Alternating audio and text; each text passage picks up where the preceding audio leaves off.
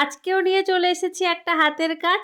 এই যে দেখো বানাতে বসে পড়েছি। কালকের ভিডিওতে তোমরা দেখলেই যে আমি একটা ফুল বানিয়েছিলাম একটা বাচ্চার জন্য, সে স্কুলে দেখাবে বলে। সেই ফুলটা দেখে পরের দিন সকালে অন্য বাচ্চারা বলছে দিদি আমাকেও একটা বানিয়ে দাও কিছু, আমিও স্কুলে দেখাবো। এবার তোমরাই বলো আমি কি করে না বলতে পারি, আমার কাছে তো সবাই সমান। আর এই যে আরেকটা বাচ্চাও চলে এসেছে, ওকে এটাই বানিয়ে দিতে হবে কারণ ওদের আলাদা আলাদা স্কুল আছে, তাই দুটো একরকম হয়ে গেলে কোনো অসুবিধা নেই। আর এই যে দেখো আমি মুড়ি মাড়ি দিয়ে বসে পড়েছি বানাতে, কারণ এখানে প্রচন্ড ঠান্ডা পড়ে গেছে। আর ওদেরকে আমি জিজ্ঞাসা করেছিলাম যে কি বানিয়ে দেব। বানিয়ে দেওয়ার থেকে বড় কথা হলো আমি কিছুই নিজে থেকে পারবো না, যেটা বানাবো ফোন দেখেই বানিয়ে দিতে হবে ওদেরকে, সেটাও বলেছিলাম। আর ফুলটা আমি আগের বছর তাও একবার বানিয়েছিলাম মানুর জন্য, সেটাও ফোন দেখে। আর এটা তো প্রথমবার বানাচ্ছি, আমার তাই খুবই ভয় করছিল যে কেমন কি হবে না হবে, যতই ফোন দেখি না কেন।